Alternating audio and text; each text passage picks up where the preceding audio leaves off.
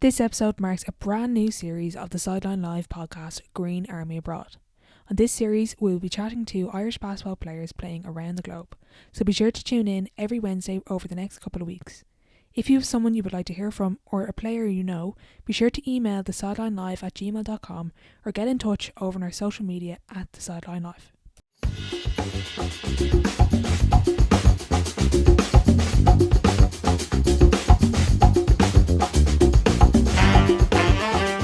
Welcome back to the Sideline Live podcast. You can follow us over on Twitter and Instagram at the Sideline Live. We'd love to hear from you. On episode 34, I am delighted to be joined by Houston Baptist University senior and Irish international Anna Maguire. On this episode, we had an open and honest chat about sports psychology, the reality of college basketball, the transfer portal, dealing with setbacks, and so much more. I love chatting to Anna, so I hope you enjoy the episode. Anna, thanks a million for coming on the podcast. Hello, of course. Thank you so much for having me. So before we get into everything, would you be able to give a little bit of background about yourself for the listeners who might not know who you are? Absolutely. So I'm from Belfast, Northern Ireland, and I've played basketball since forever. And my parents were my coaches. So from a very young age, I decided I wanted to come to America to try play at a high level. And so I over and I did a post-grad year at the Hun School for a year to try to get recruited, and that was in Princeton, New Jersey, and I was very lucky and got recruited to a school in Jersey called St. Peter's, where I spent my freshman and sophomore year, and then coaching changed my sophomore year, so I ended up actually going on the transfer portal at the end of that, and I transferred to a school called Houston Baptist University, where I've been for the past 2 years. So I graduated when December 20, and I started my master's in January, and I've been doing that ever since. So I've 1 year to go. Brilliant. So we'll get into all that. You mentioned there you always wanted to go to the States of college. I know you emailed coaches at a really young age asking them for scholarships. What age did you really, where did that exposure come from that you said, oh, I want to go to States? Were you watching someone else or was it just from your family? No, I was for watching other people, but I think it was definitely the core of it was my family, because they run Sport Changes Life, and so the Victory Scholarship Program was something exposed to from a really young age, which is basically where they would bring American master students essentially who had played basketball, and they also did soccer, but mostly basketball, over to go to college masters and play the sport that they played in college over here and youth. So I was very exposed to a lot of Americans from a young age who had played basketball in college over here, and basketball was such a big part of my life that I was that's what I want to do. So that's kind of where it kind of I think it did. So at what point then did you really take it seriously and take it to the next level, as in with your training preparation? I honestly pretty much as soon as I started playing. I mean, from a young age, I shoot around and stuff, but I didn't really play. Even when I was emailing the coach, I wasn't even really on the team. I just really would go around to my parents, practice, shoot around. I didn't really have a clue. But I think I joined my parents started Ulster Elks juniors, I think, when I was maybe 10 or 11, and from that point forward I took it extremely seriously. Really. Okay. And I was extremely lucky too, because my mom works in university, so she coached there, so I was around there every day shooting, and so then it came to a point where even when she stopped coaching, I would go around there every day because I had the access to it and it was beside my house, and I genuinely loved to do it. So as much as I was I had the goal, but I did it too, so I was around there every single day from a very young age. Wow, as you said there, kind of that access to your family, but it kind of sounds like a real sort of you wanted this from a very young age. You were saying even when they weren't training, you were down there shooting, even though you probably weren't doing maybe the most efficient thing, but you were still in basketball. You loved the sport. That clearly came from a really, really young age. Where do you think that came from? Was it from being exposed to those scholarship athletes, do you think?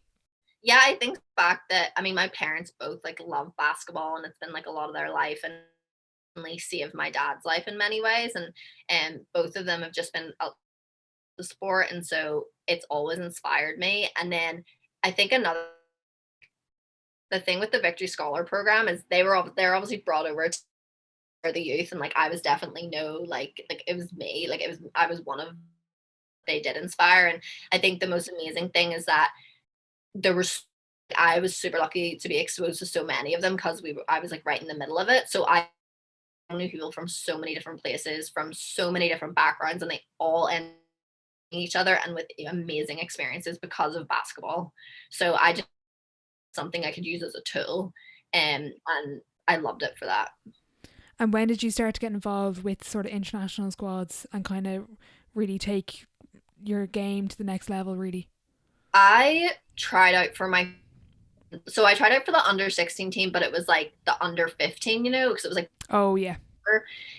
when I was like 12, I think the tryouts were so, and then I think by the time I think I was when I was 12, and then I was 13 when I was picked for that. Like Oh, yeah. I know what you I mean. was on that team. Yeah, so I was on it since I was 13, Okay. and I absolutely loved it. And it was so funny actually because I was so clueless. Like my first trial, and our assistant coach was, and it was like this just huge gym of girls, Yeah. and I was so oblivious, like I knew nothing about it. And the assistant coach started like explaining what we had to do, and I like did not in any way understand her, like not even a tiny bit, like couldn't understand her accent. And so I just completely assumed she was speaking in Irish. Like here's me, a northerner, like just an idiot. So I turned to the girl and I was like, can you tell me what she's saying? Like I know Irish. Like I was so serious because I went to integrated school, like I never learned any of it. And she was like, she's speaking English, and I was like, I was like, I'll just go to the back of the line because I have no idea. So Oh. it was so funny. Like, I mean, she was from Kerry, so it was like Oh, fair enough. it was Yeah. a proper Irish accent I'll that give you that one. Yeah. yeah, I had just not been exposed to it before. Fully thought it was like Gaelic. Like, I was like, what is Oh. this? And but yeah, but I loved it. I mean, that team was super fun. Like, I'm still really good friends with a lot of those girls because we kind of played the whole way up, Mhm. and whether it was a year up and stuff like that. So it was a lot of fun.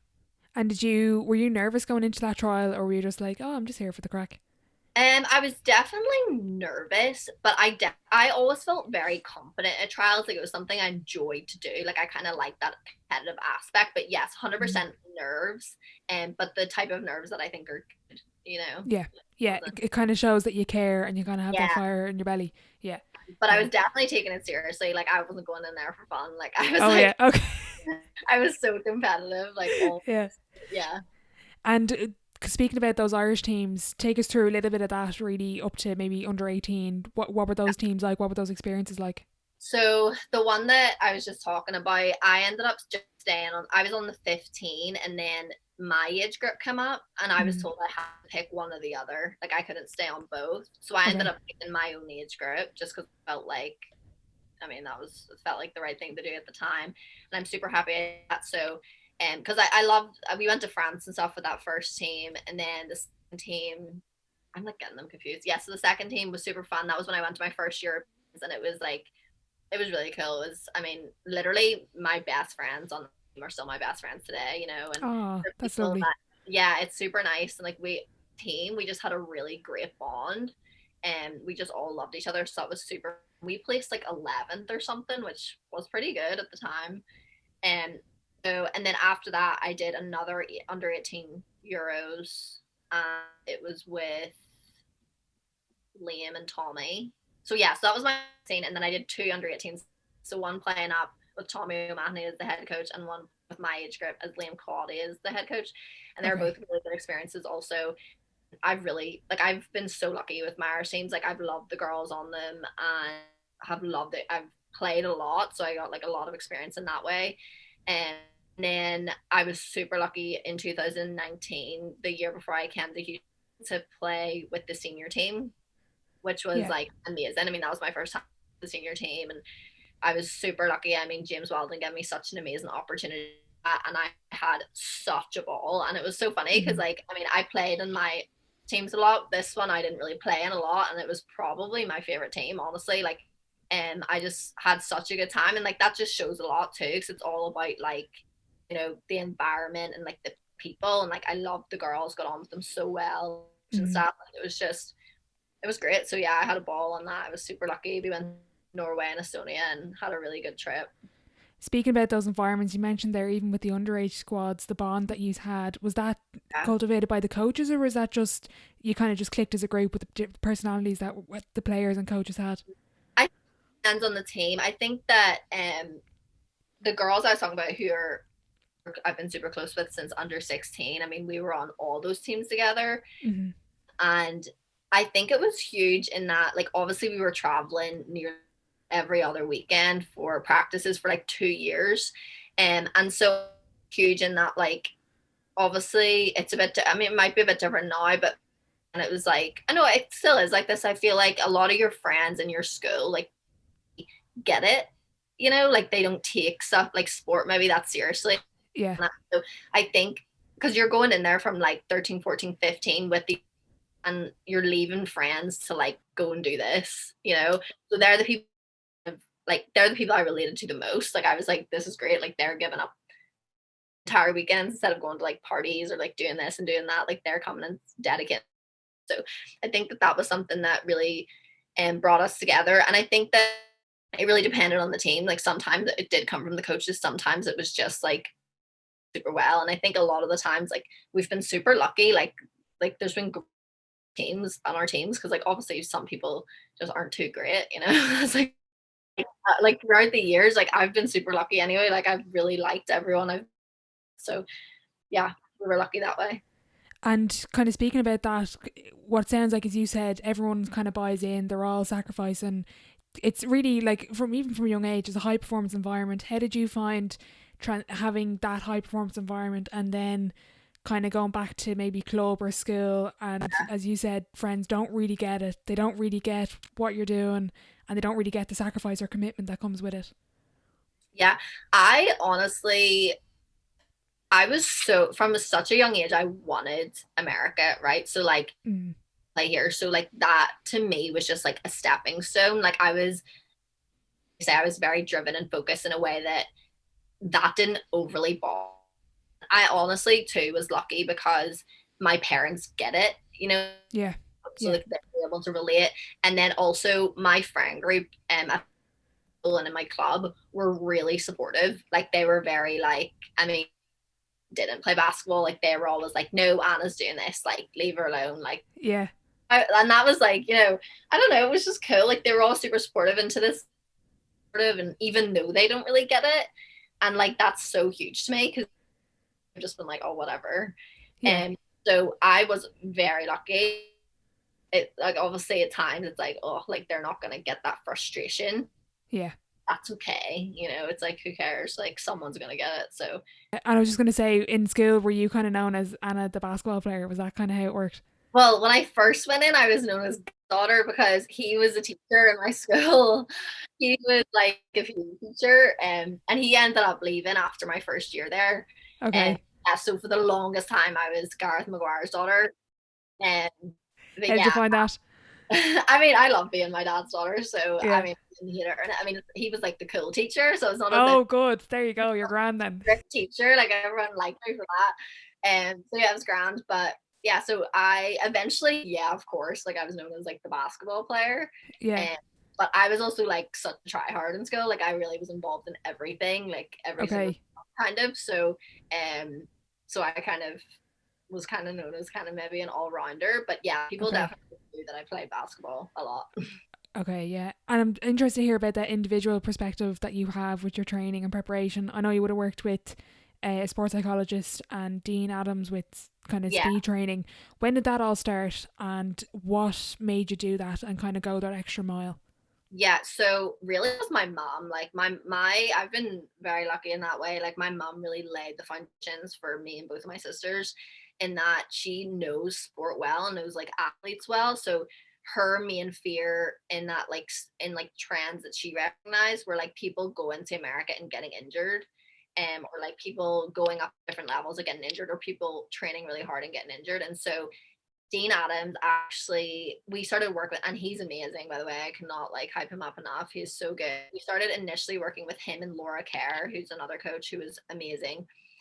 And so we worked with them, and it was more my mom brought us into like a prehab perspective, like basically teaching us like how to run right, how to good form, and like different things, like how to be like agile but in the right way. It's like not just being able to do things but being able to heighten stuff in a way that's safe. Yeah, And definitely something that's probably overlooked by 100, players and coaches, that really everyone talks about S&C, but like start yeah, with that, start with the basics, like. yes, 100%. Because I mean, even now, like I'll be like doing workouts with people, and I like they're literally gonna get hurt just by like Yeah, how to do and stuff. And I'm like, thank God I was like exposed to like how to actually do things right. And don't get me wrong, like I need to be corrected all the like I still don't do things right, but like just in the way that I have an idea of like how my body's meant to move, you know. yeah, And so we started. I can't even remember what age I was. I was probably like 14. Sound about right? Maybe like 14. okay, Aaron, like think about Annie and Aaron were way younger, you know, because we all started at the same time. And so okay, they were super lucky that way too, because they were that bit younger where they could like really craft themselves into that type of. Whereas I was already kind of adjusting, if you know what I yeah, mean.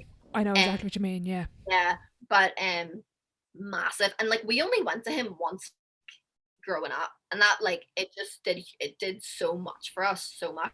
Event like it, I would not be as quick without him. Like I would not be able to move as well as I do, and it's funny because like when I'm away from him for longer, I recognize my like going into my old patterns still. Like, and Yeah, that's like, I'm working with him for ages, so I go home, I get a session in with him as soon as I can. And but yeah, so we started stepping that. Like honestly, like I can't say there was a time where I sat down and said I need to start taking this seriously. Like I quite literally okay, did. Like from like as soon as I got into it, because like I said, like from like literally there's the video of me when I was like 9 being like I am gonna get a Division One basketball scholarship. I honestly should, because it's actually really embarrassing, but it's also kind of funny. And I'm in yeah, like a Barbie, and I'm like I'm gonna get a Division One basketball scholarship, and I'm gonna live with my auntie Maeve.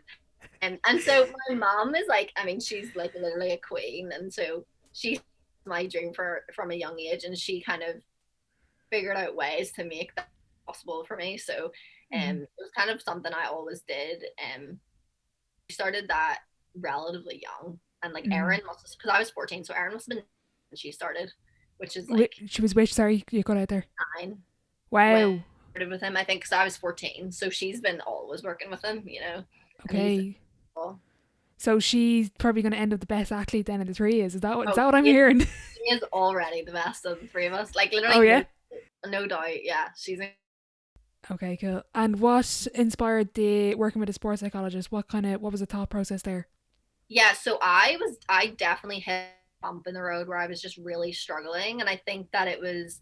I mean, it was a couple of experiences, but then I think like I was definitely bottled. Like I bottled a lot. So like if I was going through stuff, like I would fight, fight, fight. And I honestly, I feel like that's kind of when I do the best, which is like kind of ironic.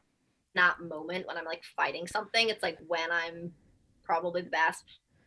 Aftermath is kind of where I struggle. So like once that's like Okay. released, I like really like I got into like a really bad space in my head and like wouldn't really admit it for a time, but I kind of got to a dark space, and so eventually, my mom was like insisting that I go see like a sports psychologist, and forced upon me obviously, but I definitely wasn't a fan of the idea at the start just because I liked there's nothing wrong, you know. Yeah. And And what age were you at this age? Sorry, I this was age. 16, I would Okay. say. Yeah. It was like, yeah, it was, I was, but yeah, and I think definitely a lot of pressure was, there was like bad experiences, harder to deal with just in terms of I had, and it was all the pressure was from me. Like I was like, I want to go to America, and because I'd been thinking about it for a long time, like there were so many different things that I was just like, I need to do this. Yeah. I need to do this. And if I don't do this, I've failed, you know? And so was constantly felt like I was doing everything I could do to get myself in the right position or two. But obviously there's so many things that we cannot control, you know, and Mm-hmm. sometimes like that I struggle. I used to really struggle with that, like, you know, knowing not being able to have control over that stuff. And so yeah, so I went to a sports psychologist, and I did not like it at the start. Like I really didn't. I was just like, oh, like I just didn't want to talk about it. Like I thought it was fine. Like you know, I just was like, whatever. And but it eventually got to a point where I just gave it a shot. And when I was being taught like mindfulness, I was like, whatever. to go. And I like gave it a proper go, and I was like, it helped me so much, and it really opened my like how powerful the mind is, and like how I need like respect it and like give it like kind of leeway. That was kind of huge. That was kind of a huge turning point for me, I feel like. Mm-hmm. What were some of the initial sort of exercises or discussions that you had that some of the listeners could try implement or just get a bit of an insight with? The I think it's like completely different for each person, so like don't take it like, Mm-hmm. Yeah, this is just what worked for you. yeah, for me the mindfulness was the biggest. And it's hard, like you have to train to do it. Like at the start I was like, I feel like I'm just like listening to the birds or something. But literally like the moment like walking around the University of Ulster campus, and like I'll just literally like told me like hold on to his arm, and he was like close your eyes and just like I'll lead you the way, you know. And so basically you have to like Wow. block everything out of your mind, and like if a thought should out, and it doesn't sound great, but it like once you find like this amazing like state of like peace, that like experience that before. Not that like I've had a very great life, you know, like no, Yeah. like very Yeah. happy. I don't mean it in that way. Just like it was just like a moment of like zero thoughts, you know. So like it completely kind of brings you back to like ground zero, which was Yeah. like huge. And so it kind of, and it's also a reminder that you do have control of your mind. So for me that was like really big, in that like I used that a lot from then, like just to kind of relax and like, And how much do you still use mindfulness now? Is that something you've really carried with you? yeah, I mean, so I need to get a lot better, because I've definitely like I was in a great habit of doing it, and then I kind of came to a point where I would kind of let myself get in a stress Mm. way before I did it. And so at the moment I am working towards like actually just doing it continually, so that I don't have to get myself to that point where I need it. If Yeah. you know what I mean? Yeah. You kind of like a maintenance, kind of like once I Yes, keep at it, like I don't let it drop too much. absolutely. Yeah. Yeah. And how much of basketball and sport, but mainly basketball, do you think is mental? Like people always kind of, you know, the way sport is 9% mental, and other people, you know, agree or disagree. What's your take on that? I 100% think it's 90%. Like Can you explain that to the listeners? Because I know some people probably be screaming at you. That's not. It's not. no, I know, and feel free to disagree in any way you want, but I just personally believe it is. Like I obviously believe you need a certain level of skill. I do believe Mm. that 100%. Yeah. Like you can't just go, I have no idea, and like kill it. Mm. But I've seen people who like I've seen people who have amazing skill and amazing talent and zero confidence, and they're absolutely terrible on the court, because Mm. why would they be anything else, you know? And I've seen Mm-hmm. other people who have very limited skill but extreme confidence, and understand how to use the limited skill that they have, and Yeah. they can really kill it. And I Yeah. even know just from my own experience, like I mean, I'm a completely different player when I have confidence and when I don't. Like night and day, you know? Okay. What do you see the differences as really in those with the two corresponding players? Yeah, I think that I so funny because I'm still like trying to figure that out. I think like the confidence, when I feel this confidence, or like I have a confidence, there's honestly not as much thought to it, Yeah. right? Almost Yeah. like the way you're not mindfulness state, like in a strange way. And whereas like the lack of confidence, it's like you're thinking about everything, you're conscious of everything, you're almost like self-conscious on the court, if that makes any sense. Yeah. No, exactly. I know exactly what you mean. Yeah, and it's like hard because like I've been trying like long to figure out how to just consistently get myself into that state. Mm.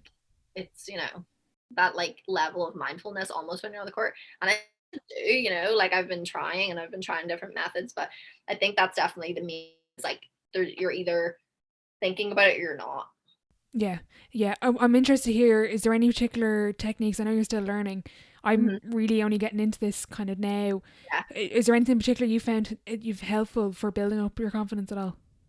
And I definitely have found that, well, I practice is like everything, but saying that I can't, like, I don't think that, like, I think that that's key, but I don't think that that's, the deal breaker, because like, I've always practiced, always. Yeah. Like, I've Mm. still have confidence slumps. And so I think for me, like, definitely something that's helped visualization. And also kind of reminding myself that um basketball is like a huge part of my life, but it isn't me, like find me. And I think like that's something that I like struggled with for like a while. Mm-hmm. So yeah, so I think that that's something, but visualization is something that helps me in terms of like on my way to games and stuff. I would definitely do that, and like that's important. Definitely, I mean, because I've been in many situations where I don't play very much, so you Mm-hmm. go on, you have to capture that moment and like be able to actually, well, even though you've been sitting cold on the bench for like an hour, you know. Yeah. So like Yeah. finding a place. So I think it definitely depends as well on like where what your position is role is. But for me, like a lot of it was being able to have the confidence, even though I've been sitting there, I can go down and knock down a shot, Yeah. like just like as if I've been in the game the whole time. Yeah, I know what you mean. I heard a good clip. It was from Nadia Power. She's a Irish runner. She was saying on it was on News Talk off the ball. She was kind of saying that she's struggled with sort of belief and confidence. And one Mm-hmm. of the biggest things she did recently was she was training with athletes that won European medals and all this. She finally realized, oh, like that can happen to me. And another thing she did was she had a big sheet of paper and she wrote down, I think it was her PB or a goal she had, and she said she put that at the top and she listed the reasons down underneath why she could get there. And I Mm-hmm. thought that was just sometimes just something really simple, and it Yeah, was just that putting stuff to reminder. paper. Exactly, that reminder. Do you have to constantly, especially if you're on the bench, maybe not getting your game time, or maybe shots aren't going in warm up, or Yeah, when you're out practicing, is that constant reminder you need? yeah. I mean, I think that it's so funny because I used to see it a lot in the way that it's like, oh, like if okay, I did this before the game, I played really well, so I have to do that again. Whereas I'm like went out of that now because I feel like that puts pressure on that. Then it's like, okay, well, if I don't do this, like, no, I can always do that. It doesn't matter what I do. You know what I mean? Obviously, there's different people, but for me, I'm like, nothing's gonna really stop me from doing well right this second, apart from my mind, like, apart from Yeah. myself right now. So I think that that's kind of something that well and like overcoming, and that like it's on me. You know, like Mm, that is on totally. like, I can't control like when I get put on or how long I get put on for. But if I like, doesn't matter when it is, like it's my job to like get myself in my mind in position. Yeah, exactly. Do you find it hard? You mentioned there kind of basketball is part of my life, but it's not my life. How do you stop? How do you kind of park basketball and kind of separate it from the other aspects of your life? And you kind of mentioned you probably struggle with that a little bit. Yeah. Oh, that was like a struggle for me. Like literally, because basketball was my life. You know, it was like literally the only thing I ever thought about and the only thing I ever set towards. And like even if like all my academic and extra were all set with the end goal of them helping my basketball. Okay. So like everything always had that end, you know, that like finale of basketball. Mm-hmm. That was huge. And I had to get to the point where I like isn't I need to not be that way because that's so you know, like it was seriously like if my basketball was going well, basketball was not going well, I was so down. And like that's not okay. It's up to a point where it's like, okay, that's a part of my life, you Mm. know, determine like how I'm feeling and my day to day basis. Like it's just as long as I'm putting in, as long as I'm doing everything I can do, like if I'm put towards, then that's enough, you know. And like, don't get me wrong, it's still gonna affect your emotions, but it shouldn't be to the point where it's like day to day you're struggling because something isn't going your way in one part of your life. Yeah, totally. I'm going to draw this conversation a little bit back to kind of going to the Hun school and the prep school. How did you kind of get into the Hun school? Was there a connection there? I know you mentioned family in the States. So how did that all work out there? So we ended up, how did I get? So we ended up meeting a woman who was a coach, a really good coach at a prep school in New Jersey. But her prep school didn't have like a post grad year, Okay. like just had the high school years, and I needed the post grad year because I already had graduated high school. Yeah. So she had recommended this conference of prep schools, and she highly recommended the Hunt School because she wasn't too far from it either. So she was like 40 minutes from it.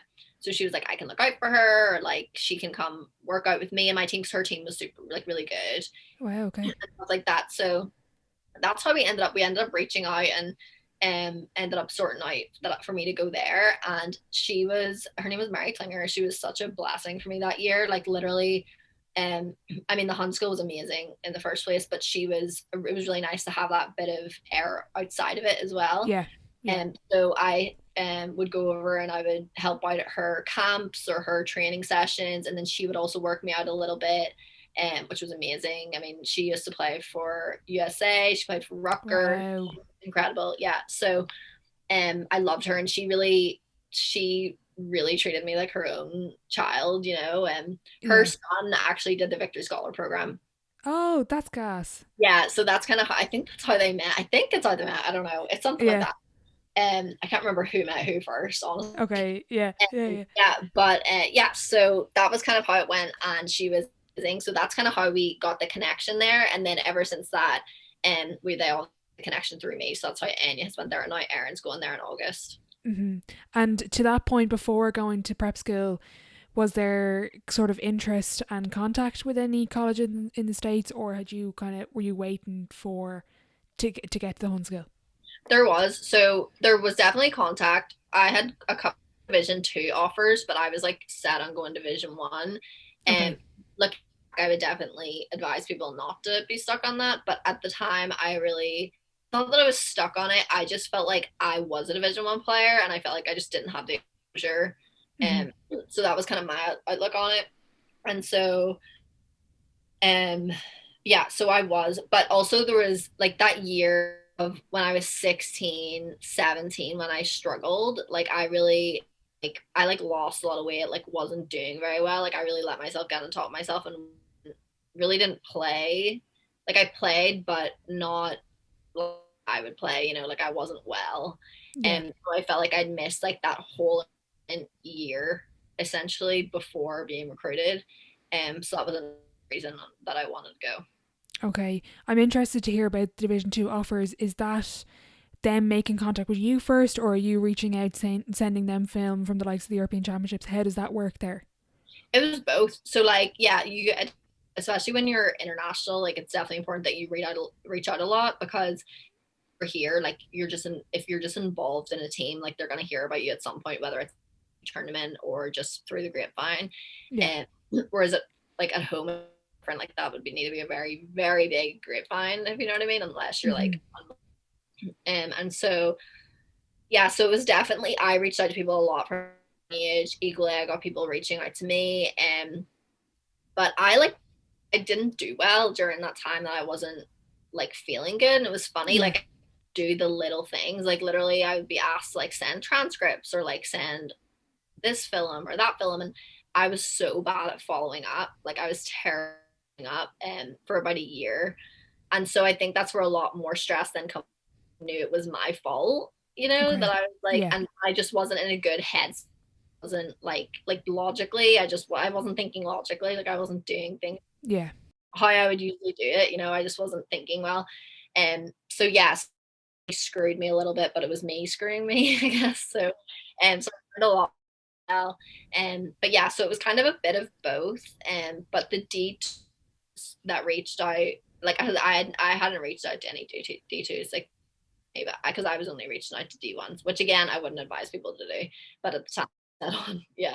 Yeah, and I'm interested to hear then, you go to the Hun school, how does that recruiting then work in the States? And I'm interested to hear from my own perspective, I'm just interested in it, and for any of the listeners that are thinking of going to prep school, and then to kind of bridge that gap from yes, I'm going to prep school, but then how do I get a college scholarship?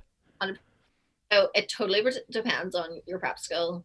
So so I was in a really good area. I was in Princeton, New Jersey. So like that's like a huge like area, like New Jersey. I mean, pretty much everywhere like you can find recruits, but but that was like a very like hot spot for like a bunch of colleges. So that is one thing, is the area. Other thing is your coach's connections.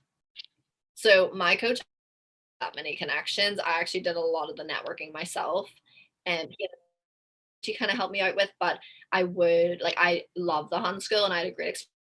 Really good that like I got to play a lot there, because they weren't like this is the thing, like it's kind of if you go to a huge basketball prep school, you're competing for men, and like you're going there to get a scholarship. Like if you go over there and you don't get minutes, you're not going to. I thought it was smarter to go to a school where I would definitely get minutes, you know, and be able to show myself. And so it really is all connections. Like you have to get coaches or other people who know other people to tell you you're there, and just like to kind of roll, and then people will start coming to your practices or your games, and then other people start coming. So it's kind of like you just need to get something to kind of get the ball rolling. Yeah. It also depending on your prep school, it'll tell you how dependent, just because like whether they're going to do the work for you and like get the contact, have to do that work. Yeah. Okay. And what are those conversations like then with coaches in regards to kind of you've reached out, you've made contact, you know, you're kind of sorting each other out, seeing where they are at, they're trying to see where you're at. What are those conversations like, and what are the questions you ask, and what do they ask you? Well, I think that a huge question I always got asked was, what do you think your strengths are? And which is something that at the start I was kind of like, my mom had always said that to me, like, know what your strengths and weaknesses are, and I was always like, whatever, like they're gonna be on the floor, but they want to know what you think they are, which is like super interesting. And so that was definitely a huge question. But and like other than that, it's more like in my experience, it was very much like life conversation, because they want to kind of feel you out about how you are as a person too, you know, because they don't want some like not nice kid on their team, you know. So so I think that was definitely huge. They try to kind of get a vibe about what you're like just by like normal life questions, more so than basketball, because I think that a lot of the basketball stuff does kind of do the talking for you on the court. Yeah, I know what you mean. And what are those questions that you're asking the coaches, whether it's about the team, the school, the conference, the playing time obviously would be a big one as well? So I never asked about playing time ever. Okay. I didn't, but I always asked, like, how do you feel like I could contribute to your team? And again, like, you don't want to be in a situation where you're going to a team and like you could be a good player, but you might just not fit into how that team plays, you know?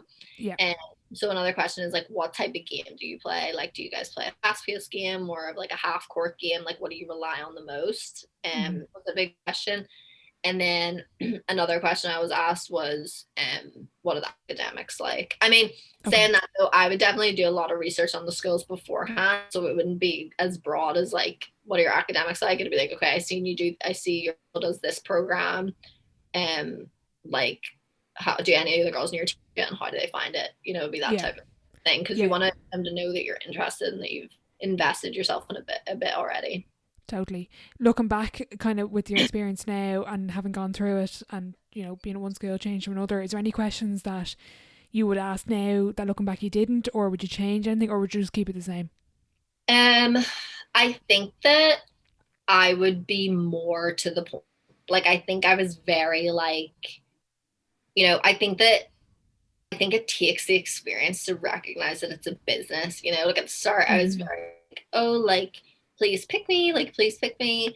Whereas I think there obviously be a level of that, but I think that there's also a level of, listen, this is what I think I can give to you, and like, do you think that will work for you? And if so, how do you think I can contribute? Like, it needs to be more of like I can do this for you.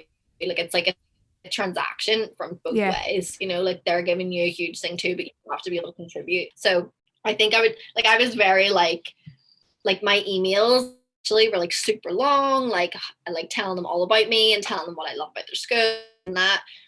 And like I said, like a bit of that is good, but I think it needs to be also like, listen, like, I think this could be a great opportunity for both of us, you know, and like, I would be honored if I like had that opportunity to show you that, you know.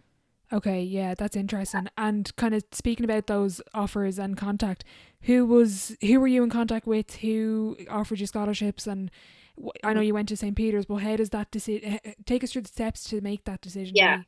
So she got super unlucky my year at the Hunt School, because like 2-3 weeks into the season, so I'd been playing very well, and then like 3 weeks into the season I got a injury, and the season in America is super short compared to home. I got injured in like December. Our season started like the start of November. I got injured in December and then didn't get back until the last 2 weeks.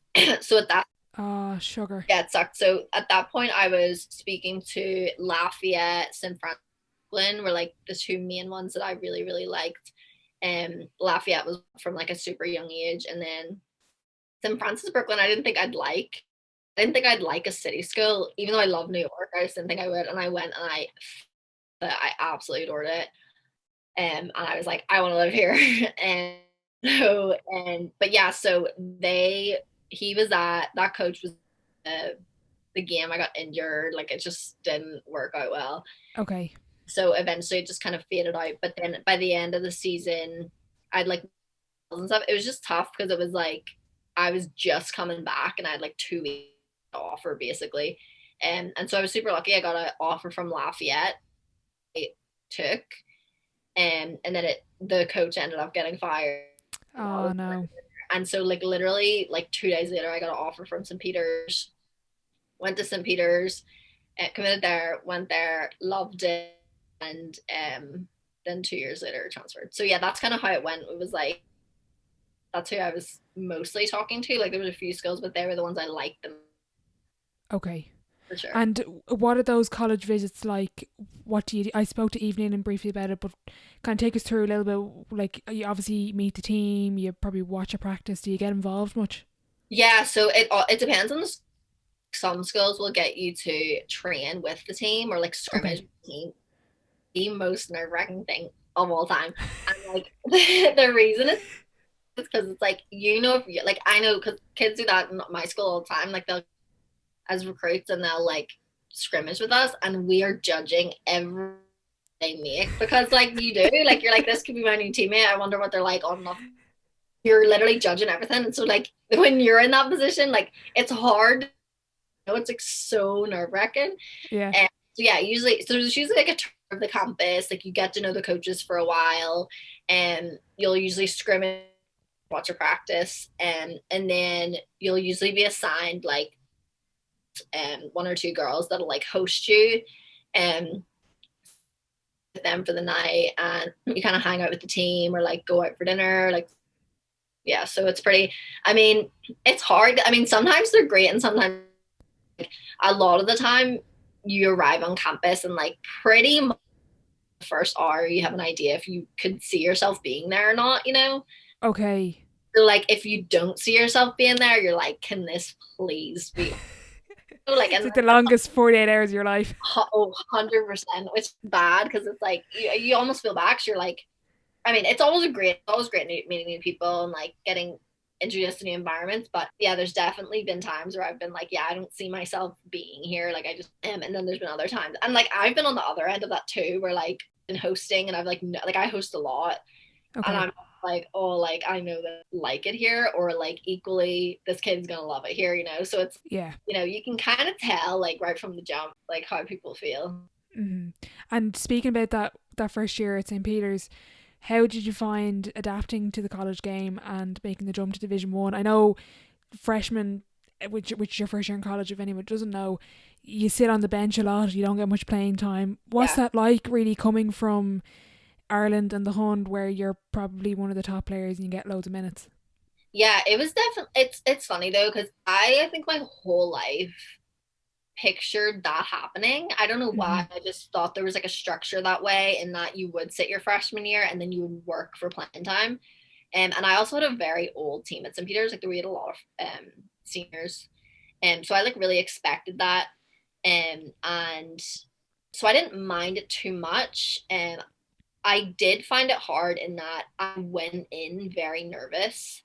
Okay. And so I can honestly say I think that I looked like a different player my freshman year, my sophomore year, but the sophomore year player was always there. And I just like, I don't know, I was nervous and kind of awkward, I would say. But got on with the team really well. I think the main thing I kind of find it hard to adjust to was the defense. Okay. And at home it's like very aggressive, and then here it's not. Like we have like a 2-touch rule, so it's like you cannot even touch someone twice. Like it doesn't matter. Wow. It's just their duty, and like it's nothing to do with a foul. Like they call that a foul. I do not see that as a foul personally. Imagine that. Imagine them trying to do that in Super League. Like it's unbelievable, but it's crazy because it made me like really timid because I was just so scared to like touch anyone. So I felt like so timid and like Oh, it was just awkward. And Yeah. it's still something, I've definitely got better at it, like for sure. But like Yeah. at the start, it was really, really hard to that. And but I mean, I was like always the hardest worker on my team, like always. So like I never, again, it was that understanding that I'm everything I can do, I'm gonna get there, you know. So Okay, I'm interested with that mindset and that kind of hard work. Did you find it? Was there any real low points in your first year? Kind of being, I know you were in the Hunt School, but kind of being, in a different environment again, or was it just as you said, you were kind of expecting this, so it was like, oh well, this is all part of the plan. yeah, I was fully like this part of the plan. I don't know. I was just like thinking about like I mean this is something too. Like this had been my dream my whole life. Like I was like Yeah. there wasn't one part of me that doubted that I would be playing at some Wow. point. You know, I was gonna have to I don't know why it was just this foundational understanding in my head that it was okay. Yeah. Really I mean of course there was times where I was like, oh I really wish I would have got on. Like of course, Mhm. like well, I want to play it, you know, not just Mhm. practice it. And so Mhm. of course, like I'm not saying I was like, whatever. Of Yeah. course, times I was upset. And there was never a point where I was like this is the end. Like it never felt like the end of the world. Like I was like, Yeah. it's fine, it's coming. Is if there's anyone listening that is thinking of going to the States or is in the States now or anywhere really that's struggling with that playing time and not getting minutes, particularly if they're new to the team, what advice would you give them?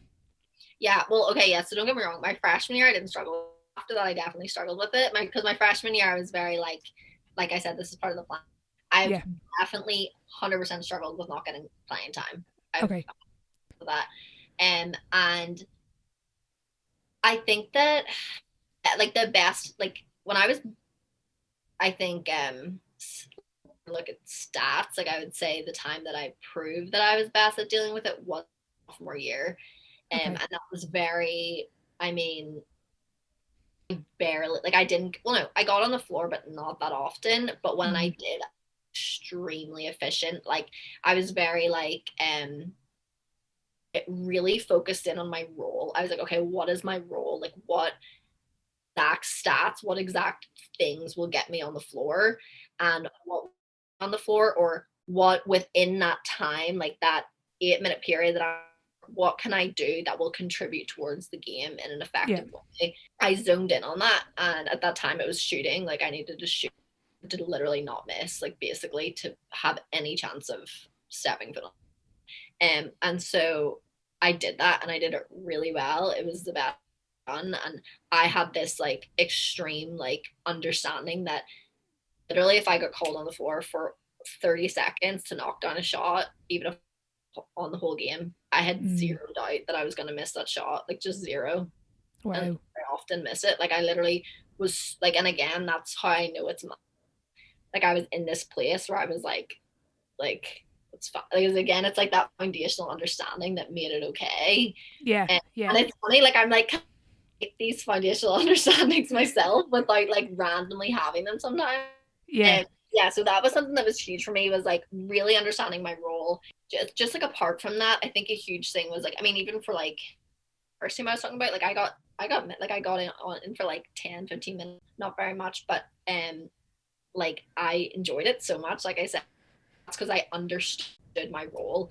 Like I was Yeah. like, my role in this team is to be and it's to encourage. It's to when I go on the floor and like knock down shots, play a good day. Like I knew what I needed to do.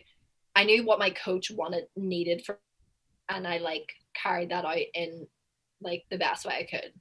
Yeah. I love that. Speaking about that second year, you kind of had a bit of a at the end of the first year. The coach got fired. The coach that recruited you, and a new coach came in, and I don't have the direct quote, but basically said to you that you weren't a Division 1 player, and Yeah. then there was a couple of things going on with that team, and you decided to stay that year. You didn't transfer straight away. What was how hard was that decision to stay in an environment that you knew that you didn't maybe have the support straight away from the coach, and that you kind of really had to battle? As you said, you knew you weren't going to get much time on the floor, and you knew you had to do your job.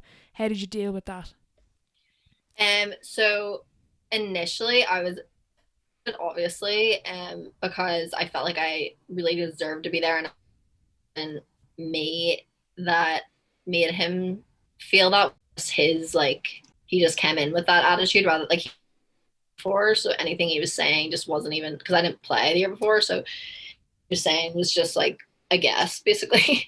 Yeah. And so because at the time I didn't know if my scholarship could be taken from me, and that was like what really scared me. And as soon as I found out it couldn't be taken from me, because like you're in unless like you kind of do something that's really wrong. Mm-hmm. And fired up, like I was so fired up, like I didn't like my and like don't get me wrong, there was tears for sure here and there. Mm-hmm. So determined like to prove him wrong, like I've never, again, that was one of those times where at the time I like really just like I'm so determined, I'm so ready to, and then afterwards I more struggled, if you know what I mean, like once that happened. But like at the time, like during that year, like there was definitely times where I would be upset because but that was like more from like frustration, like it was very hard like to be in such an environment every day where someone would make it known that they don't want you there. Like that's hard, like because it is your life essentially, like it feels like it when it's like you're there with that person every day or those people every day. That's hard. And is that, oh sorry, go ahead. No, that's okay. I was just going to say, was that the kind of moment where you realised, oh, this is a business, or was it maybe earlier? No, for sure. I mean, I kind of had an inkling, but this is kind of when I was like, yeah, I'm like, you know, you're a pawn, like you're a tool. And it's like, if they don't want you, like it's, I don't know. And this happens all the time too. Like, it's just very like, you know, you're in their world, and like that power element is like tough because it's like they do essentially have a lot of power over you. So, yes, that was definitely the point where I was like, yeah, this is for sure a business, because like I just thought it was unbelievable. Like I was like, I'm a 20-year-old kid who, yeah, I was like 19, I think. I was 19, living like thousands of miles away from my parents. And that I lived, that's where I went to school. And it's like, he's like, I don't care. Like, like you're terrible. So it was just like crazy that like, I was just, wow. I don't know. It was definitely an eye-opening experience for me that I'm actually very grateful I had. And yeah. Okay. So yeah. Okay. And I'm interested to hear you're grateful about that experience. Do you think that really, as you said, like really lit the fire under your, like, I'm just going to prove him wrong? Oh yeah, I mean it kind of felt good because I wasn't even wrong. So I mean it probably would have been harder if like I was terribly, but I literally went in the next day and like killed it. Like I was just like, love it, proving him wrong, and like that felt so good to me. Like I was kind of just get out of here. Yeah. And I told him, I was like, I'm gonna prove you wrong. Like I was like, you're funny that you think I'm leaving, because I'm not. Love that. And so yeah, so that was definitely huge. And just in general, I think it's good to have, not that it's good to be in like crappy situations, but it's good to have those like experiences like where you're forced to like get yourself to a mental state where like you can handle people like that, because I'm sure that is the last time in my life I will handle people like that, you know. And that's okay. So yeah, exactly. Yeah, I'm interested as well. You mentioned there you were thousands of miles away from home in a new country, new city where you lived. Like, what was that support? Did you have much of a support circle during that year? And how did you really, I know a lot of it is your, you know, your mental aspect from yourself, but how did you really stay positive? Did you have to lean on others a lot that year? So that time it was actually good. Like, again, like I'm glad I hit that like kind of bump in the road when I was a bit younger, like 16, 17, because it taught me that I needed to kind of open up.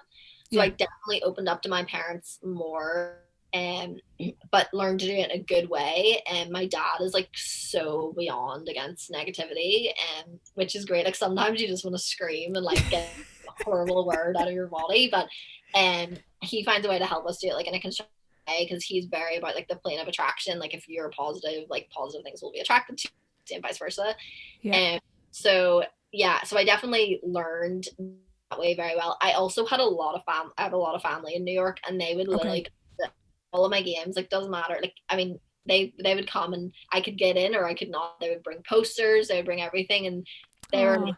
And same with like I was like the only girl in my year in the Hun school. Going in, I was like, oh my gosh, they're either gonna like be like whatever, or they're gonna like take me. And they took me in, like literally they all treated me like a princess. It was like 15 of them, and 3 of them I'm still like really good friends with, and one of them, he plays for UConn, Ryan. He's amazing, and him and his dad just to surprise me at my games.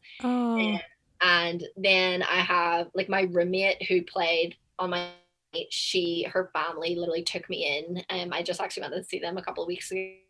And so they would always be there as a support system for me. And honestly, I was super lucky in that all the parents really rallied around me, and like, I mean, I wasn't feeling badly either. Like, they rallied around all of us, and so we had a really, really great support system in that way. And then my dad would be over all the time because he would just be over. Like, he just works a lot. Okay. And he would show up a lot. And so, I mean, I was super lucky. Like, I had people around, and you know, and I had a lot of friends there too. I mean, I was really good friends with a group of British guys who were played soccer, and that was actually really helpful for me. Like, even though, you know, I'm an Irish person, not a British person, it was nice. It was like, you know, something a bit closer to home.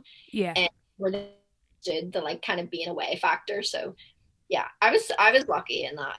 Mm-hmm. Yeah, because sometimes we don't have the support network when we're so far from home. But you made the decision then to enter the transfer portal. Can you explain that process and how it all works, and kind of take us through? Because I know there was like this synergy skills ranking thing. I don't know if are they linked. They're linked, are they? I don't believe they're linked, or maybe they are. I don't know. So there's two different platforms. One transfer portal and one synergy. Okay, they're different things. Okay. I don't think that they have a connection, but I just know that most coaches have all access. Okay. So synergy is essentially like what a lot of people will use as like they'll do like their game film on that, but also every single player is ranked in terms of every single skill you can from like, oh wow, very good or excellent or terrible, like all very like, you know, written up. And so what's it like reading that and being like, oh, I'm classed as really good or like terrible or something? Interesting. I actually thought mine was really accurate, so I didn't mind. Sure, if I didn't think it was accurate, I would have been like, oh. But I like felt it was like relevant. I mean, because I know my strengths and I know my weaknesses, you know. Yeah, like, yeah, so, like, exactly. You're gonna tell me, I'm gonna be like, yeah, you're right. Actually, I'm not good at that. Too much. But yeah, so it wasn't too bad. The transfer portal. So you can enter the transfer portal. Basically means that like coaches check it like nearly every day. Oh wow. So basically you can go in, and then it means that you're available scholarship. But basically, as soon as you enter your name in the transfer portal, you're canceling. So it's like the scholarship you're currently in. So yeah. As soon as I go on the portal, I lose St. Peter's scholarship. Like, you can't be on it and keep that. Okay. Yeah. So it's a risk, because like if you're not picked up, then you're just scholarship-less. You know? Okay. And it's a risk because it's like school here is so expensive. Yeah. So I considered going on it, but I was like so against like leaving. Like, I didn't play like a huge amount. Like, I still felt like I contributed a lot on when I did get an opportunity on the court, and then just off the court in general. Mm-hmm. And I felt like I contributed a lot. And so I just thought it was the right thing to do, just to stick it out for the whole year. Mm-hmm. Literally the day after conference ended, I went on the portal. So you basically go on it, and then you have to either inform your coach or else like the athletic person who helps you do it. Okay, and what's that like then? So you're in the transfer portal, and as you said, the coaches check it every day. So do you then wait for them to contact you, or are you still contacting? So literally within like minutes, like you're flooded like with a bunch of coaches. Yeah. And so and like that does not mean you're getting all these scholarships. It just like coaches are checking it all the time. Their job is to literally contact whoever. And you're getting a lot of, so I was getting a lot of emails, I was getting a lot of phone calls, like asked to go on a lot of visits and stuff. But only Division 1 one I ended up getting was Houston Baptist, and it was my coach is actually from Scotland, and she heard about me and called James Weldon, who was my national coach. And so then he recommended me, and then she got in contact with me, and she was like, can you fly down to Houston tomorrow? Wow. And it was so funny. Like, my initial reaction was I cried my eyes out, because I was like, oh my God. Because like it was my only full scholarship offer. So I was like, I have to take this. Yeah. but Texas in my head was like cowboys and like always. And like I'm such a city person. Like I literally had been in New York for 3 years. Yeah. And like I'm from Belfast. Like I'm not even from the country in Ireland. Like and I got so used to New York. I was like really Yeah. trying to stay in, like trying to be in New York City. Like I wanted to be in the city. So I was like devastated because I was like, I have to take this because I would never like not take a full scholarship. Yeah. And so I was kind of, that was so, it's so funny to me that that was my initial reaction because I only visited and I was like, I love it here. Like I was like, this is amazing and I absolutely adore it. And Yeah. so it's so funny. Everything happens for a reason. But yeah, my initial reaction was like, oh no. So Yeah. Texas. Yeah, that's gas. I'm interested to hear, you kind of spoke about it earlier and I had it on the questions list. What's your relationship like with setbacks and failure? I get the sense that you can turn it into a positive. yeah, definitely at the time I'm good at being like, yeah, no, this, I think it's a bit of like fire for me. Mm. And I think I definitely have the understanding that like feel I don't think there's like failure and like success. Like I think failure is like part of success, part of the journey towards it, and which has been something that has helped me. And that failure is just like a step towards the journey, which sounds like really cliche, but Mm. like that's so true.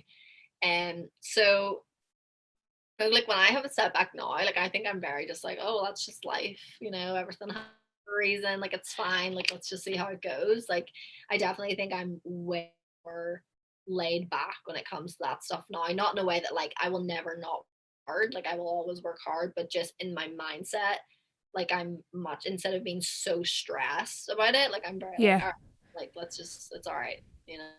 Yeah, I love that. There was a good quote I heard on the High Performance podcast. I don't know if you listened to that. It was failure is not a full stop, it's a comma.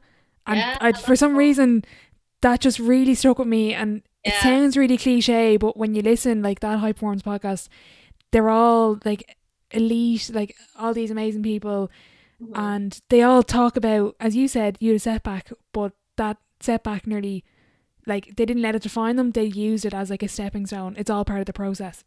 Yeah, exactly. In a way, it's something that you can use to like accept, which is like ironic. Like it's like something that like because like I think it's better to hit the failures earlier because if you don't, you're working towards them for way long them and Yeah, then start over. Like it's like that's a good way to think of it. Yeah, I'm interested to hear there as well about Houston Baptist University. I know your sister's there now. Is there any sort of like team rules or like non-negotiable behaviors? And I don't mean like team rules like there's like a curfew, but I just mean like maybe not even, you don't even speak about it, but just like this expectation of like standards. And is there any rule about if you show up late you have to do like runs or anything? so like there's a lot of like you have to like we have at least 30 minutes before practice in the morning. Oh And wow. yeah, um we all have to like see the trainer. Like there's a bunch of we have to be there like an hour before the game. Like just Mm-hmm. there's a bunch of time rules. Mm-hmm. Trying to think what else. I mean, there's a bunch of things like that. They're probably endless, like the lists of rules like you have. Yeah, we have a lot of lists like that and the contract at the start of the year, and like we have like a handbook and a notebook and stuff that we have to like go Oh wow. year in like a team meeting. So like we have a lot of, and then it's like things like if like we have to send an academic email to our academic coach every Thursday. So Okay. we must have a different like one of the assistant coaches or the head coach is our like group, and we have to like update them every Thursday on our classes. And if we don't Wow. like a punishment bucket, like stuff like that. And Wow. Jeannie yeah, Mac. What's that contract like? Is that a bit of a Coach Carter contract or? yeah, no, I don't think so. It's just very like living up to like the standards of what it is to be like an HBU basically. So it's like all about again like the academic minimum GPA, like what time we have to be at certain Okay. things like stuff like that. So Okay. yeah. Mm, I know what you mean. And speaking of all this, like that can sound really nearly like overwhelming. How do you prevent burnout kind of and keep that? I know you always have that motivation, that fire, but how do you make sure that it doesn't become too much for you and you really, have you ever burnt out? Maybe, I don't know. Yeah, 100%. I mean, the time I first burned out was that 17, like everything just got on top of me. Mm, And but I think that I learned, and then I think that definitely have burned out confidence wise because I think that this is like something that I know it's different for different people, but it's something that I know I can work on. Like it's something that I always have to like be on top of and like working on and like practicing in my mind. Mm. And I'm sure that's the same for so many people. And so I definitely have got to points once or twice where I've like found that really hard because I'm like, this is so hard, like Mm. having to constantly fight for this. And like sometimes you'll get like minimum results from it. Mm. And, so that can be really difficult. But I think when it comes to overcoming that, it's like finding a way to shift your perspective and like again like lists, kind of like what you're talking about, that girl like writing stuff down. Like I definitely like writing lists. I get that from my mom, even just like Mm. lists. Like I just find it really productive. Yeah. And but I think something for me is like writing down, like reminding myself of my why. Like why am I doing this? What do I enjoy about it? What do I not enjoy about it? How can I target the things that I'm not enjoying to turn them into something that I will enjoy again? And that's definitely something that's big for me. Okay, that's really interesting. And is there any point that you've kind of preempted burnout and you've been able to kind of take a step back from your 100%. previous experience? Yeah. How did you kind of recognize those moments where you're kind of like, oh no, like I need to really watch myself here, and what did you do to really stop the full burnout? I think it's thoughts in my head. Like I think that I'm much more aware of my inner critic and like my self narrative. Like I can understand like how I'm talking to myself about things, how I'm talking to myself about myself, how I'm talking to myself about basketball. Because I Okay. think that the way you talk in your head constantly, it is going to eventually have an effect. And a lot of the times you don't even notice that you're talking in a negative way Mm. consistently, like, and like we're human, like it's fine to say negative things here and there. Like we're not going to be all happy go lucky all the time. I think Yeah. that if it's consistently negative or if it's consistently bashing, like if I consistently was telling myself every day I don't like basketball, Yeah. like I'm gonna end up thinking I don't like basketball, whereas if you change the narrative in your head. So I think it's like being self-aware of like what my thoughts are, because they do have an effect. Yeah. Totally. I'm definitely agree with you there. I want to Yeah. talk to you a little bit about the upcoming season. The new rule, I think it only came in like 2 days ago, about college athletes making money off their name, image, and likeness. Can you Yeah. explain to the listeners what kind of the brief history, because it's been a really big issue for the last Yeah. number of years, and how that will impact not only you but other athletes moving forward? Yeah, so basically the name, image, and likeness is that the NCAA wouldn't allow athletes to earn any money, and whether it's like getting deals with brands or like sponsorships, just because it's like in many ways seen as an extra benefit Mm-hmm. and allowed to get in terms of like people trying to persuade you to go to certain schools, things like that. And however, the reason it's been a massive debate is because many schools, like many of the big Division 1 schools, earn a lot of money from people's names, image, and likeness. So Millions. millions, Millions. Yeah. millions. It's nuts. So like people will literally, like schools will earn millions from like someone's jersey. Like, Yeah. and that kid, like say for example it was me. Say it was Yeah. me. Oh, my jersey was like this, like HBU were getting millions off jersey, and Yeah. I didn't get a penny. Not a penny. Like Yeah. that is a joke. Like that is such. Yeah. So the fact that it's being moved is insane, and it's funny because it's like it's really funny because it's like the big schools are really the ones that it's those kids that are going to be earning a lot. When it comes to smaller schools, like if you're going to be getting any type of money, it's likely not because of your affiliation with your school. It's just because of like the you gained like elsewhere, and so it's funny how there's always like this gray of like, and that's why it's been such a debate. And realistically, like, I was not going to earn anything off me. Okay. It's Yeah. like Yeah. Exactly. schools will. It's like kind of trying to find that like balance. And Mm-hmm. but yeah, so it's huge. I mean, people have signed deals already for like 2 million, and like I'm like so happy with that. And like I think that this could possibly maybe decrease the amount of one and dones, because I mean Yeah. people are so eager to earn money, which I completely get. Like I completely, and like it's not as if college basketball isn't so fun to play. Like what an amazing experience. I could see people taking that few more years to like play college basketball while they're earning a money and then going to the NBA, because like why not? They're already earning money and they can play college basketball, maybe win a ring. Like why not? Exactly. Yeah. Exactly. greatest example is Zion Williamson. He would have earned millions. Sure, someone choked on Twitter. He would have taken a pay cut going to the NBA. Like, yeah, and Skylar Diggins, like literally, her like thing was like her. Like I remember, I was like obsessed with her. I used to tweet her all the time. Like she tweeted me back one time. I'm excited, and I used to look at her headbands. Like she would have made so much money off those because I was like a random kid in Ireland, you know, like money worldwide. So I don't know. It really, I'm just so happy for the people who deserve it because like a lot of people do. Unfortunately for me, I was like super excited, but we like got told like because we're internationals, like different rules with our visas, so we might still not be able to like. Oh no! From it, there's like a huge gray area because essentially like we're not allowed to earn money unless we're on campus, but it doesn't say anything of getting goods and stuff. So I think like merchandise and stuff will be fine, but massive debate right now. So it's like a gray area. Okay. So I'm gonna stay out of it, which like I get. But yeah, so I'm really hoping that pulls soon so that like we can go ahead and like do stuff like that. Yeah. But yeah, for right now, it's a no-go still for us. That's so annoying because I was just gonna say like, what are you gonna do? And then sure, that's such. I was just made a Barstool athlete like right before I found out about. Like no, I was like, sugar. Yeah. So we'll see. Yeah, look, hopefully it'll all be sorted out. I'm interested to hear as well, you spoke about it before on another podcast about you kind of have it in your head that you don't particularly maybe want or you're not going to look to play professionally.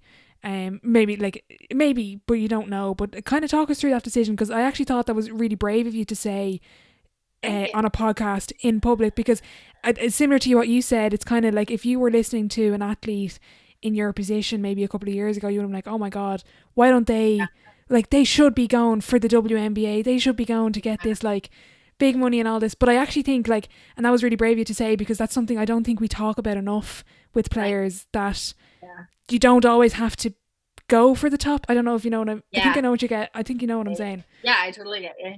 Yeah, no, I wasn't like I woke up one day and was like, I'm not doing that. I think it was definitely period of time. Like I just think that like I'm so grateful for it. Like it has given me so much and a lot of like crappy times with it, if you know what I mean, which is totally fine. Like that's just but I think that I just kind of got to a point where I was like, I want to really enjoy this again, you know, and like so I could see myself playing with or like, you know, like playing like wherever I end up playing in like a local thing, and like hopefully it'll continue to give me opportunities and continue to help me meet like people through basketball. And it's something that I love to do, so like yeah, like I would like to do it in that way. But in terms of going to the next level, like I just don't think that it's something I want to pursue, or at least right now I don't think it is anyway. Like things may change in a year, but I think I'm kind of ready to like reprioritize, and like I've just started working and stuff, and so I'm excited to like put more of my focus on like that part of my life after this year. Obviously this year I'm still completely committed to basketball and that is my main focus, and but I think I'm excited for like that next chapter in a sense, and to kind of, which is like going to be huge for me because my whole life, like I said, like I can't even tell you like what age I decided certain things because it's just been my life my whole life. So yeah, it's definitely massive in terms of my mindset shift, and it was definitely something that I did find hard like saying for a while because I always had this in my head that I was like, I mean, I've always been a basketball player, like I've always been that person that was gonna try to do that, and it was hard. Like it was funny. Like I actually found it hard, like kind of saying that stuff to my mom. I'm ready to just kind of play, like you know, like just play ball, just to play ball, like just you know, I don't know. But once I did, I felt so much better, which kind of also indicated as well that it was kind of the right move for me. Were you nearly telling yourself as well as telling your mom? Yes. Yeah. Oh, I don't know anything until I said it out loud to my mom. I'm telling you. Yeah, no, totally understandable because I think it just naturally everyone, you know, just kind of thinks, and you want to be sure when we're growing up, we all think we're going to the NBA and we're going to do everything to go to the NBA, but you kind of reach a point where you're like, look, Orla and Anna, you're not going to the NBA. And I think, Exactly. yeah. And look, sometimes that's really hard to accept, and I've had to accept it in other parts of my life. I just think that's something I wanted to bring up, because I think that's something, particularly for younger athletes, that Yeah, basketball, you're like, basketball, you play basketball, but you're not basketball. And, exactly. and that's okay. Yeah, And it's okay to have those kind of thoughts where maybe when you reach your mid-20s, or maybe when you're 30, 40, even 50, where you're kind of like, okay, I'm ready to move yeah, on. exactly. It's like having that understanding. It's like crazy, because it's like it was admitting to myself I wasn't gonna do it, but that I didn't want to do it, Yeah. and like that like hurt my feelings. I like hurt my Yeah. younger self's feelings. I was like, I've put so much work in my whole life. And but like it's okay, like if you don't want to do it, like it's okay. Yeah. I was like, that's fine. And I was like, is it though? Like, is it fine? No, but it's like, not that, like, I mean, I would have just been probably like small, like somewhere in like Europe or like Australia or something, but it was definitely something I can like my whole life doing. Yeah. And yeah, like admitting to myself that I didn't actually want to do that, like so much better. Yeah, I'd say so. I'm going to ask one last question before the sideline 7. I'm just conscious of time there. What is your definition or interpretation of success? Oh, that's a great question. I don't know if this is a good enough answer, but that the combination of laying your head on your pillow, knowing that you've worked hard and done everything you can to complete goals, and with the combination of happiness. Love it. Yeah. And I think the happiness part is so important, because if you're doing everything you can, like I said, there's going to be struggle, but if you're doing everything you can to work towards your goal, genuinely unhappy, like I think there needs to be a reassessment of the goals. And so I think those elements are super important. Yeah, I agree there totally with the happiness part. And I think I've definitely forgotten that I need to enjoy the journey and enjoy sport, because if I'm just working hard every day, well, that's just hard work. But like, if I'm not happy and enjoying it, then it's just Exactly. hard work. And then what am I doing? Now, I'm still like, I can admit here, I've enjoyed myself sometimes too much and not put in the hard work. Yeah, of course. But we need to like remember like that we do need to enjoy it. It's not just like this constant slog, like just knocking yourself down totally. We're not here for that long. Like, let's be happy while we're here, Yeah, definitely. I'm going to move on to the sideline 7. The same 7 questions at the end of every podcast. Question 1: what is your favorite quote? Control the Yeah, that's a consistent theme really throughout this whole chat. Yeah, that has been from I was super young. That's been my main thing. Controllables for sure. Best sporting event you've been to? London 2012 Olympics. It was Oh, incredible. cool. What events were you at? I went to the semi, the men's and women's basketball, which was super fun. Cool. And I also went to I seen Usain Bolt run, which is super fun. I went to the track. Yeah, it was super fun. We got into like the USA house. Oh, wow. Yeah, so we like the USA athletes. It was super fun. So that was That's definitely cool. my favorite event. Yeah. Yeah. Out of interest, what teams were in the basketball games?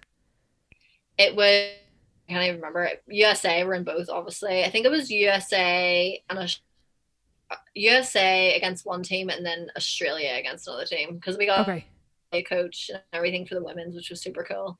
But we've seen the women and the men's, so it was super cool. Yeah, that sounds brilliant. Is there any particular standout moment for you, as in you were involved in the event, like a match or something like that? At the London 2012 Olympics. No, was there anything like a standout moment for you in your career? Like, is there any? Oh, right. Pretty much any time I've played for Ireland, like any of the Europeans, like probably the ones that I've captained, like I felt the most like pride, Yeah. Just leading an Irish team has been super cool. I think there was one time, I think it was like maybe Bosnia and Herzegovina. I can't remember. Maybe it was Romania, one of those countries. But it was like at the start of, how at the start, if like the captains like flags and everything, it was like before the tournament had even started, like on like this whole big ceremony. So awesome. Wow, that's cool. Does it get better every time you represent your country? Yeah, like that's like genuinely my favorite thing. Like I love it. Yeah, It's that's like such an honor. I'd say so. Biggest setback or challenge so far in your career? I know we spoke about a lot of them, but is there any particular real standout one? I'd say that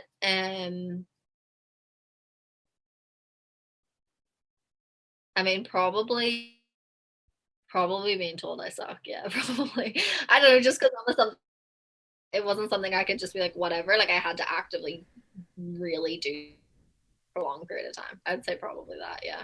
But Yeah, again, I'm grateful for it. So exactly, exactly. And a bit more positive then. Your biggest achievement on or off the court? I think that like I can genuinely say I think I'm a really amazing teammate. Like Okay. any team that I'm on. And so I think the consistency of that is something that I'm like genuinely proud of. And I think that my teammates would all stand up and agree with that, which is something that I think is huge. Like the fact that I can be a consistent leader and team. Okay. And Yeah. how do you lead then, as you're moving through the different teams? Like you mentioned there, captaining Ireland. You would have probably been a Yeah. leader at the Hun School, then your time in Peters, and then now going to HBU. How was your role as a leader and your experience developed?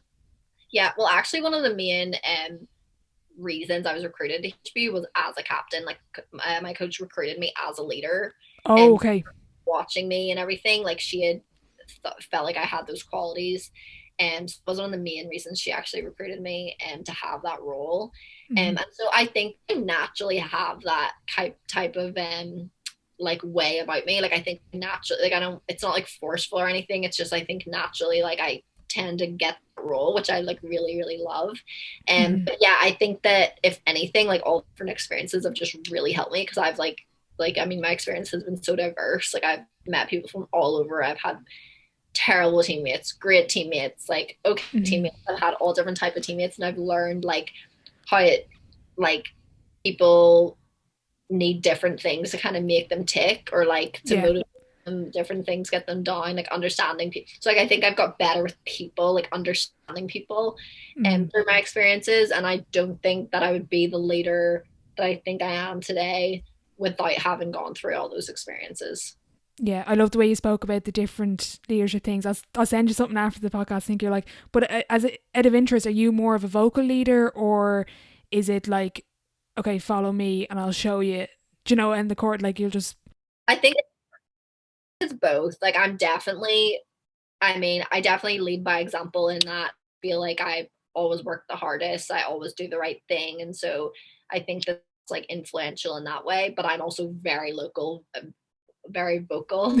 Like yeah, I'm very loud. Like I'm always talking, I'm always clapping, I'm always talking to different people, whether it's quietly or loudly, you know? yeah. And I definitely think I'm kind of a mix, I would say. Kind of looking back then, advice to your 18-year-old self. I'm assuming that would have been kind of around the Hun school, looking or Yeah. moving into St. Peter's. Yeah, I think that I would tell myself that everything happens for another super cliche thing, but something that I've like come to learn that I'm like there's been things that I've felt like it's been like the end of the world, and then I've been like, oh, like this is it, you know, this is way better than what I thought it would be. So, I think like kind of trusting the process and understanding that you know it's gonna be fine, like it's gonna be okay. It's gonna, Yeah, yeah. yeah, dead right. Dream dinner guest and why? Okay, this is gonna sound so lame because it's like I should probably someone like you know I don't know, but I have always wanted to meet just because I think she's Who? Sorry, you cut out. Avril Lavigne. That's so I don't. random. I know so wrong. Like I should pick someone like way more. But Like Michael Jordan. yes, no, I want to be Avril Lavigne. I really think she's so cool. I think she's so cool. I love her songs. I don't know. So I want to meet her. Okay, that's really cool. Yeah. Final question before I let you go. If your life was a book, what chapter would this be called? So I think that probably the transition because like I've been through multiple transitions in terms of like moving country, moving school, stuff like but I think that this is like my mind transition in like Mm-hmm. moving from like basketball being like everything and like my basketball being like a part of my life that I've just been super grateful for and that, you know, so probably like the mindset transition. Love it. Yeah, I'm looking forward to keeping up with not only this year, your last year at HBU, but beyond. I just want to thank you so much for your time. We've gone well over here. I just want to wish you as well the best of luck with next year and with everything, and we'll definitely keep in touch. Thank you so much. Thank you for having me on. It's been so fun. A massive thank you to Anna for joining me today. I'll be sure to leave all of her social media links in the description box below if you'd like to keep up with her season. I just want to wish her the very best of luck moving into her senior year. This is all part of the Green Army Abroad series, where we hear from Irish basketball players around the globe.